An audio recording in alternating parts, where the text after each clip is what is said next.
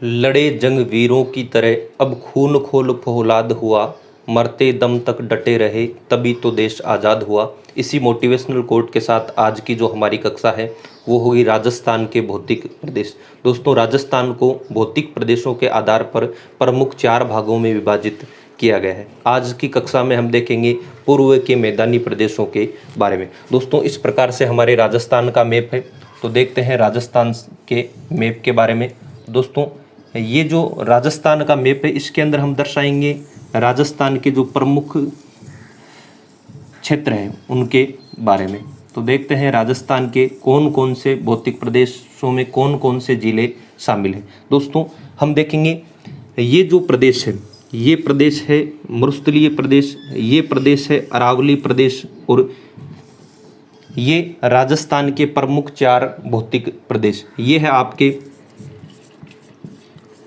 मरुस्थल, ये है अरावली, ये है पूर्व के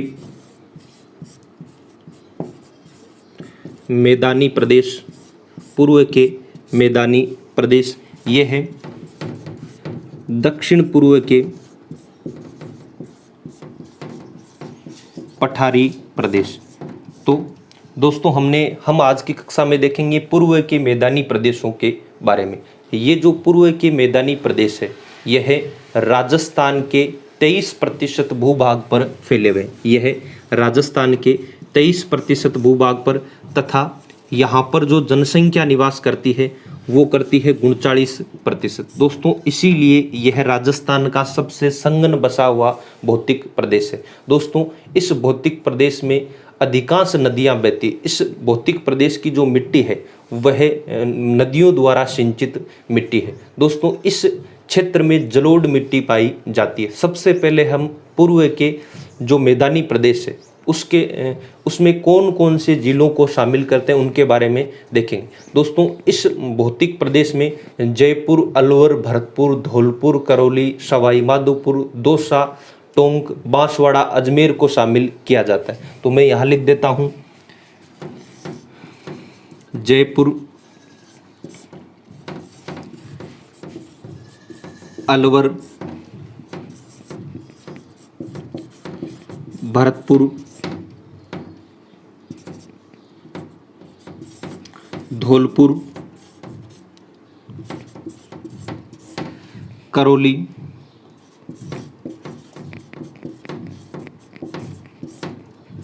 सवाई माधोपुर,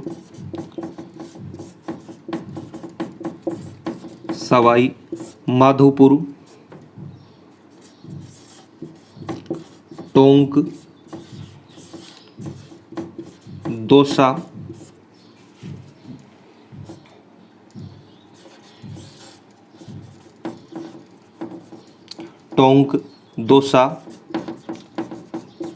अजमेर। दोस्तों, इस भौतिक प्रदेश में जयपुर है, अलवर है, भरतपुर है, धौलपुर है, करौली है, दौसा है, टोंक है, अजमेर है और एक बांसवाड़ा को भी शामिल किया जाता है।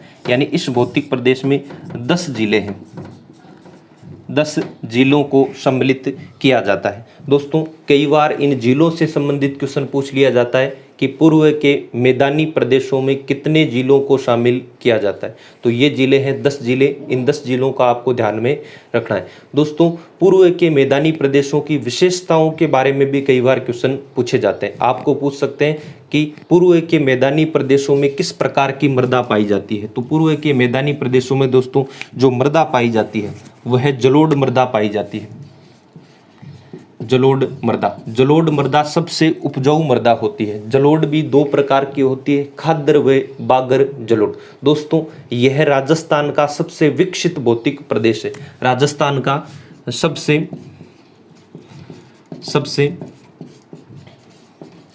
विकसित भौतिक प्रदेश, यानी सबसे विकसित जो भौतिक प्रदेश है वो यही है। इस भौतिक प्रदेश में जनसंख्या सर्वाधिक निवास करती है। सर्वाधिक जनसंख्या घनत्व इसी भौतिक प्रदेश का माना जाता है। दोस्तों, यहाँ पर आबादी सर्वाधिक निवास करती है। दोस्तों, यह जो पूर्व के मैदानी प्रदेश है, इन पूर्व के मैदानी प्रदेशों को दक्षिण में मेवाड़ के मैदान तथा पूर्व में करौली मालपुर के मैदान, करौली मालपुर का मैदान। दक्षिण में आपके मेवाड़ का मैदान, पूर्व में करौली मालपुर के मैदान के नाम से जाना जाता है। दोस्तों, इस भौतिक प्रदेश की जो ढाल है, इस भौतिक प्रदेश में जो अधिकांश नदियां बहती है, उन नदियों का जो जल है वह पूर्व दिशा की तरफ जाता है। तो आपको ध्यान में रखना है, जो पूर्व के मैदानी प्रदेश है इनकी ढाल पूर्व दिशा की तरफ, कई बार एग्जाम में पूछ लिया जाता है, तो इनकी ढाल होती है पूर्व दिशा के अंतर्गत। दोस्तों, ये जो मैदानी प्रदेश है, इन मैदानी प्रदेशों के बारे में अगर आपको पूछे, इन मैदानी प्रदेशों की प्रमुख नहरें कौन कौन सी, तो एक नहर आती है भरतपुर नहर, और दूसरी जो नहर है वो आती है गुड़गांव नहर। भरतपुर व गुड़गांव नहर इस भौतिक प्रदेश की प्रमुख नहरें के अंदर आती है। दोस्तों, इस भौतिक प्रदेश में जलोढ़ मृदा पाई जाती है। जो अतिरिक्त सिंचाई होती है वो कुओं के माध्यम से होती है। जो भीलवाड़ा क्षेत्र है, यानी भीलवाड़ा क्षेत्र के अंतर्गत जो सिंचाई होती है वह तालाबों से होती है। दोस्तों, पूर्व के मैदानी प्रदेशों में, जो पूर्व के मैदानी प्रदेश है, इस पूर्व के मैदानी प्रदेशों में दो प्रमुख वन्यजीव अभयारण्य हैं। एक तो केवला देव वन्यजीव अभयारण्य, तो आपको ध्यान में रखना है केवला देव अभयारण्य, और दूसरा दोस्तों जो अभयारण्य है वो आता है आपके रणथंभौर वन्यजीव अभयारण्य, रणथंभौर वन्यजीव अभयारण्य। आपको पूछ सकते हैं केवला देव रणथंभौर वन्यजीव अभयारण्य राजस्थान के किस भौतिक प्रदेश में शामिल किए गए हैं, किस भौतिक प्रदेश में आते हैं, तो वो आते हैं पूर्व के मैदानी प्रदेशों में। दोस्तों, इसके बाद में हम देखेंगे कि पूर्व के मैदानी प्रदेशों को प्रमुख कितने भागों में विभाजित किया गया है। तो हम यहाँ पर देखते हैं पूर्व के मैदानी प्रदेशों को प्रमुख 4 भागों में विभाजित करके पढ़ेंगे हम। सबसे पहले पढ़ेंगे माही बेसिन, एक है माही बेसिन। दूसरा जो बिंदु लेते हैं वो लेंगे चंबल बेसिन। तीसरा जो बिंदु लेंगे वो लेंगे बनास बेसिन। चौथा जो बिंदु लेंगे वो लेंगे बाणगंगा बेसिन। तो इन 4 प्रदेशों में विभक्त कर रखा है। तो दोस्तों, हम पढ़ेंगे राजस्थान के जो पूर्व के मैदानी प्रदेश है उनको अलग अलग भागों में विभाजित करके। आपको अगर अवस्थिति पूछे तो आप बताएंगे 50 सेमी वर्षा रेखा से पूर्व दिशा की तरफ मैदानी प्रदेश पाए जाते हैं, और यहाँ पर जो सर्वाधिक मिट्टी पाई जाती है वह जलोढ़ मिट्टी पाई जाती है। तो दोस्तों, सबसे पहले हम पढ़ेंगे चंबल बेसिन, माही बेसिन के बारे में। तो देखते हैं इस प्रकार से विभाजित रेखा।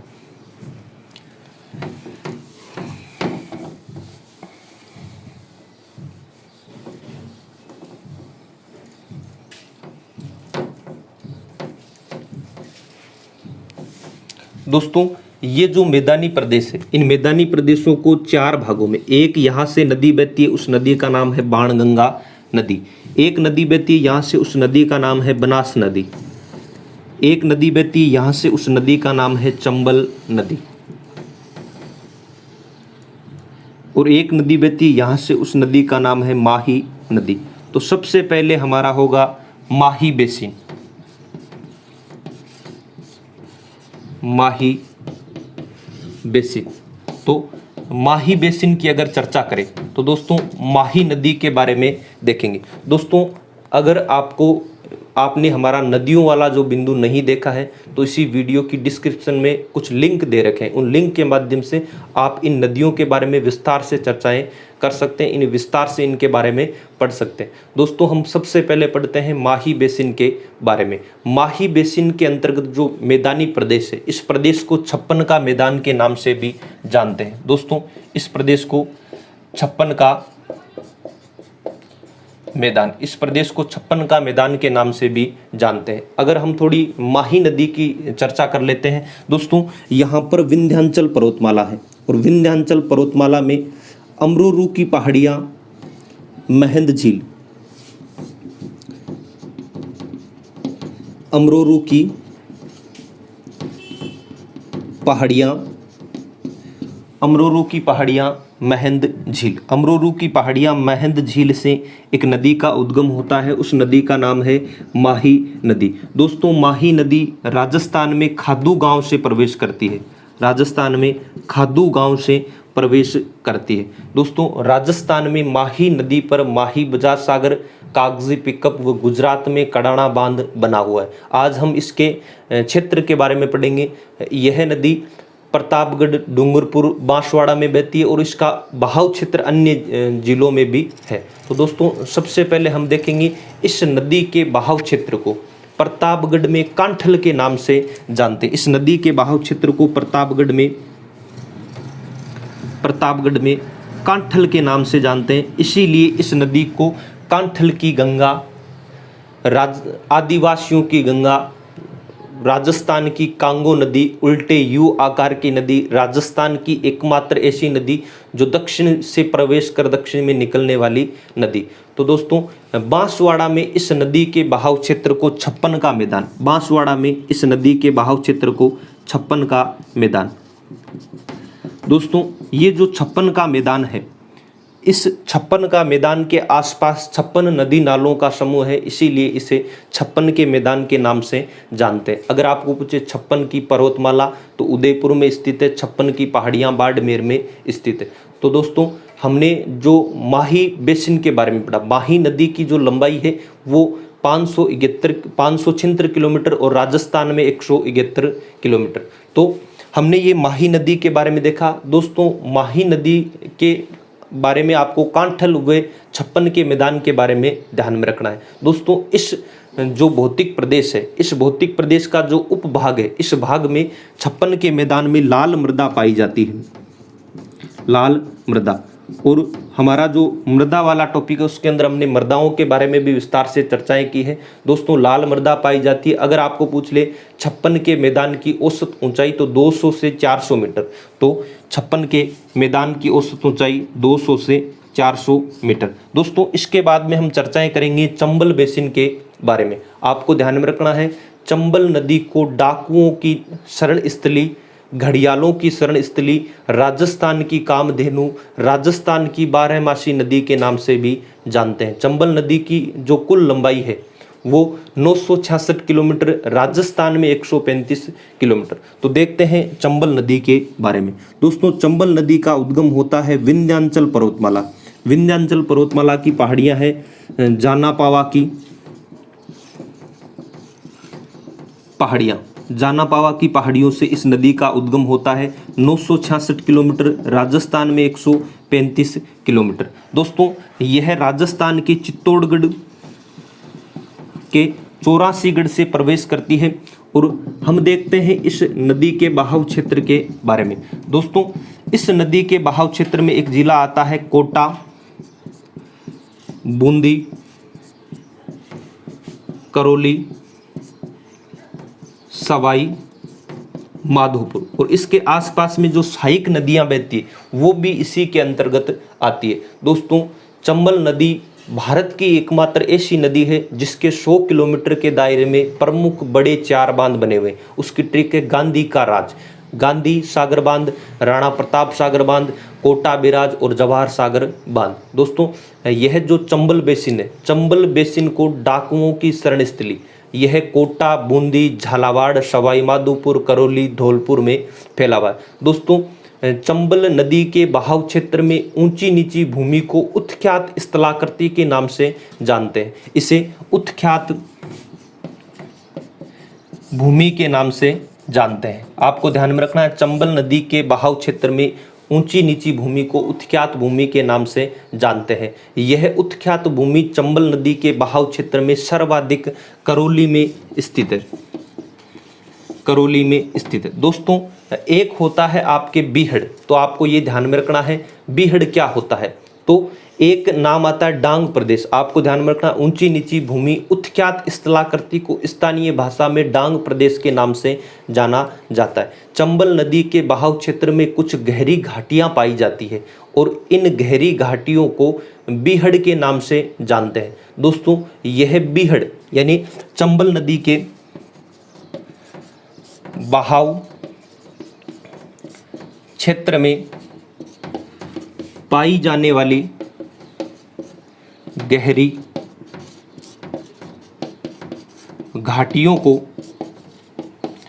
चंबल बहाव क्षेत्र में पाई जाने वाली गहरी घाटियों को बीहड़ के नाम से जानते हैं। बीहड़ सर्वाधिक सवाई माधोपुर में, सवाई माधोपुर में बीहड़ सर्वाधिक कहाँ पर है दोस्तों? सवाई माधोपुर में। इसके बाद में आगे की जो चर्चाएं करते हैं तो हमने देखा चंबल नदी के बारे में। चंबल नदी के किनारे देश का नदीय वन्यजीव अभयारण्य राष्ट्रीय चंबल वन्यजीव अभयारण्य के बारे में ये भी हमने वन्यजीव अभयारण्यों की जो कक्षा है उसके अंदर विस्तार से चर्चाएं की है। तो दोस्तों अगली जो चर्चा है वो करेंगे बनास नदी के बारे में।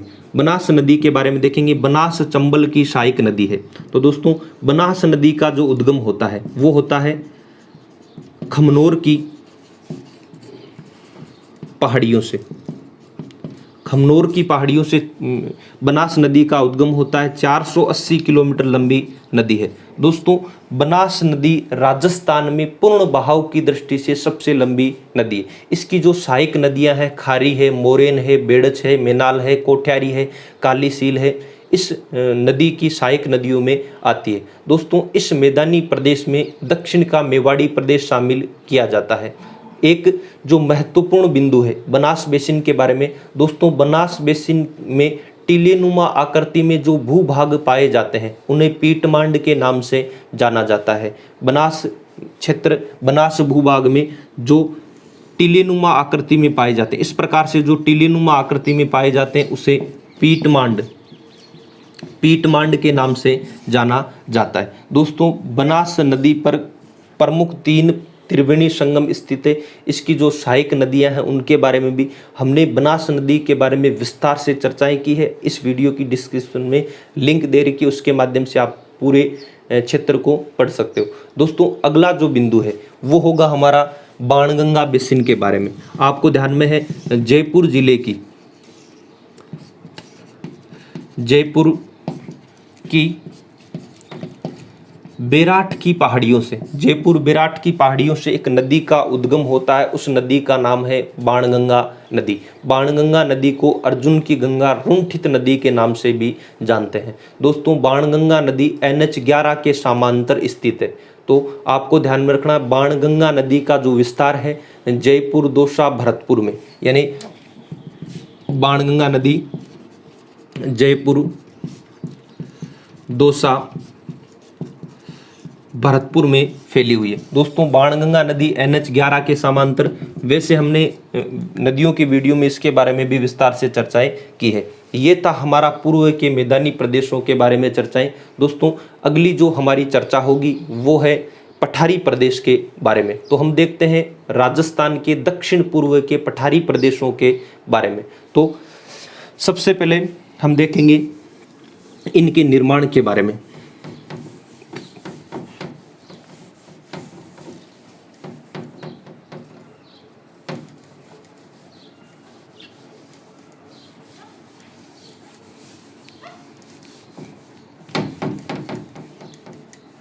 इस प्रकार से दोस्तों हमारे राजस्थान का मैप था।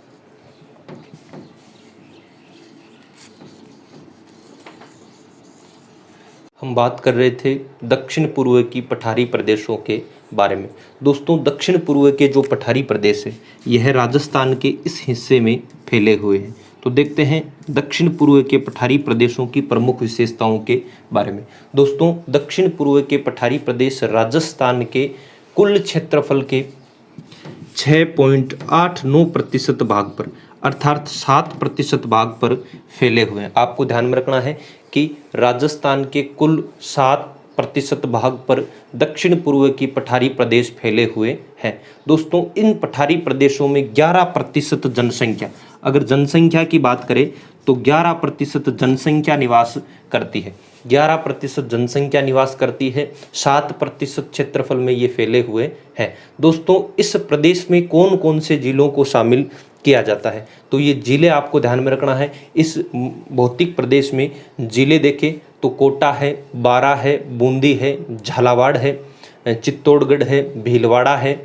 बांसवाड़ा है। तो इन जिलों को मैं यहाँ लिख देता हूँ दोस्तों, यहाँ पर लिख दिया हमने कोटा, बारा, बूंदी, झालावाड़, चित्तौड़गढ़, बांसवाड़ा। कोटा, बूंदी, बारा, झालावाड़, प्रतापगढ़, चित्तौड़गढ़, बांसवाड़ा, भीलवाड़ा जिले को इस क्षेत्र में शामिल किया जाता है। इसके अंदर एक जिला आता है भीलवाड़ा। दोस्तों इसके बाद में हम देखेंगे कि दक्षिण पूर्व के जो पठारी प्रदेश है, दक्षिण पूर्व के पठारी प्रदेशों के प्रमुख विशेषताएं किस प्रकार से। दोस्तों इन पठारी प्रदेशों का जो निर्माण है वह दरारी उद्भेदन से माना जाता है। कहा जाता है कि ज्वालामुखी उद्गार यानी दरारों के माध्यम से ज्वालामुखी का उद्गार हुआ और इसी उद्गार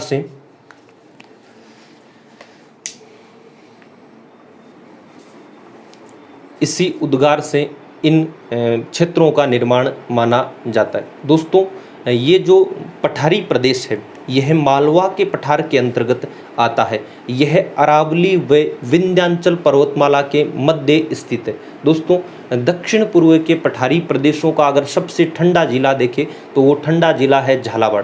दोस्तों अगर इस प्रदेश की मिट्टी के बारे में चर्चा करें तो इस प्रदेश में मिट्टी पाई जाती है काली मृदा। आपको ध्यान में रखना है काली मृदा, कैसे काली और कैसे कपास। कपास सर्वाधिक होता है काली मृदा में। दोस्तों अगर ठंडा जिला देखें, ठंडा जिला तो ठंडे जिले के अंदर आता है झालावाड़। दोस्तों इसके बाद में हम चर्चा करें कि इस पठारी प्रदेश की प्रमुख नदी कौन सी है। तो दोस्तों पठारी प्रदेश की प्रमुख नदी है चंबल नदी, यानी इस पठारी प्रदेश की प्रमुख नदी आती है चंबल नदी। दोस्तों दक्षिण पूर्व के जो पठारी प्रदेश है, इन पठारी प्रदेशों की औसत अगर समुद्र तल से औसत ऊंचाई की चर्चा करें तो समुद्र तल से औसत ऊंचाई है 300 से 500, यानी आप बता सकते हो एक्यूरेट कि औसत लगभग यह 500 मीटर की ऊंचाई पर अवस्थित है। पठारी प्रदेश की जो औसत ऊंचाई है वह 500 मीटर मानी जाती है। इस प्रदेश में शुष्क पतझड़ी वन पाए जाते हैं। दोस्तों अगर आपको पूछ लिया जाए शुष्क पतझड़ी वन कहाँ पर पाए जाते हैं तो शुष्क पतझड़ी वन पठारी प्रदेशों में पाए जाते हैं। दोस्तों इस हाड़ौती के पठार को प्रमुख 2 भागों में विभाजित करते हैं। हाड़ौती के पठार का नाम हाड़ौती का पठार किस प्रकार से हुआ। दोस्तों यहाँ पर हाड़ा वंश के शासन किया करते थे। ये जो हाड़ौती का पठार है, हाड़ौती के पठार के बारे में चर्चाएं कर रहे थे और यहाँ पर जो शासक करते थे वह हाड़ा शासक शासन करते थे, इसीलिए इसका नाम हाड़ौती का पठार हुआ। दोस्तों अगर हाड़ौती के पठार के बारे में आपको पूछ लिया जाए कि इसकी ढाल तो दक्षिण से उत्तर की तरफ है, यानी जो चंबल नदी बहती है वो दक्षिण से उत्तर की तरफ बहने के कारण इसकी ढाल भी किस तरह है, दक्षिण से उत्तर की तरफ है। दोस्तों राजस्थान का सर्वाधिक नदियों वाला जो भौतिक प्रदेश है वो पठारी प्रदेश है। इसी पठारी प्रदेश में सर्वाधिक नदियां बहती है। दोस्तों इसके बाद में हम चर्चा करेंगे 2 जो भाग है, इस 2 भागों के बारे में कि पठारी प्रदेश को प्रमुख 2 कौन कौन से भागों में विभाजित किया गया है। अगर दोस्तों वर्षा की बात करें तो औसत 95 से 100 सेमी यहाँ पर वर्षा होती है, औसत 100 के समथिंग वर्षा होती है। दोस्तों सोयाबीन कपास की खेती की जाती है। आपको पता रहना चाहिए कि कपास हुए सोयाबीन की खेती की जाती है, काली मृदा पाई जाती है। दोस्तों इसके 2 भाग है वो 2 भाग देखते हैं। सबसे पहले पढ़ेंगे विंध्यन कंगार भूमि। विंध्यन कंगार भूमि विंध्यन पर्वतमाला का वो अंतिम हिस्सा है जो मालवा के पठार से हाड़ौती के पठार से टच होता है। यह क्षेत्र बूंदी, सवाई माधोपुर, करौली, धौलपुर में फैला हुआ है। दोस्तों यह वह क्षेत्र है विंध्यन पर्वतमाला का जो इस क्षेत्र को टच करता है, यानी एक क्षेत्र को टच करता है। तो आपको ध्यान में रखना है विंध्यन कंगार भूमि, विंध्यन कंगार भूमि। विंध्यन कंगार भूमि के अंतर्गत कौन कौन से जिलों को शामिल किया जाता है। दोस्तों विंध्यन कंगार भूमि के अंतर्गत बूंदी, सवाई माधोपुर, करौली, धौलपुर, यानी ये वाला जो क्षेत्र है इस क्षेत्र में विंध्यन कंगार भूमि, बूंदी, सवाई माधोपुर, करौली, धौलपुर के अंदर यह फैला हुआ है। बूंदी, सवाई माधोपुर, करौली, धौलपुर के अंदर विंध्यन कंगार भूमि फैली हुई है। दोस्तों विंध्यन कंगार भूमि की अगर औसत ऊंचाई की बात करें तो यह 350 मीटर है। औसत ऊंचाई है इसकी 350 मीटर। दोस्तों विंध्यन कंगार भूमि में बलुआ पत्थर सर्वाधिक पाए जाते हैं। आपको पूछ सकते हैं कि बलुआ पत्थर सर्वाधिक कौन से क्षेत्र में, तो विंध्यन कंगार भूमि में बलुआ क्षेत्र सर्वाधिक पाए जाते हैं, बलुआ पत्थर सर्वाधिक पाए जाते हैं। उदाहरण के लिए मैं आपको बताता हूं धौलपुर का लाल बलुआ पत्थर। अगर धौलपुर के लाल बलुआ पत्थर के बारे में बात करें, अगर करौली के गुलाबी बलुआ पत्थर के बारे में बात करें, अगर बूंदी के सलेटी बलुआ पत्थर के बारे में बात करें, तो यह इसी विंध्यन कंगार भूमि में धौलपुर का। दोस्तों यहाँ से कुछ ये हटा देते हैं, हम यहाँ देख लेते हैं।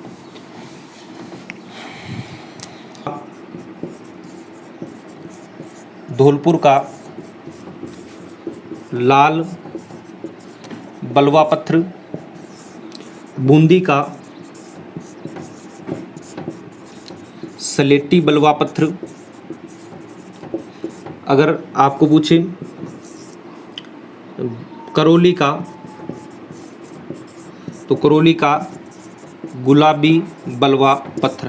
तो यह जो विंध्यन कंगार भूमि में पाए जाते हैं। दोस्तों ये जो बलुआ पत्थर है यह विंध्यन कंगार भूमि में पाए जाते हैं। इसके बाद में हम दूसरा जो है उसके बारे में बात करेंगे, दंकन लावा पठार के बारे में। इसका जो दूसरा भाग माना जाता है यह दंकन लावा पठार का भाग माना जाता है। दोस्तों यह दंकन लावा पठार का जो भाग है यह कोटा, बूंदी, बारा, झालावाड़, यानी ये जो क्षेत्र है, इधर वाला जो क्षेत्र है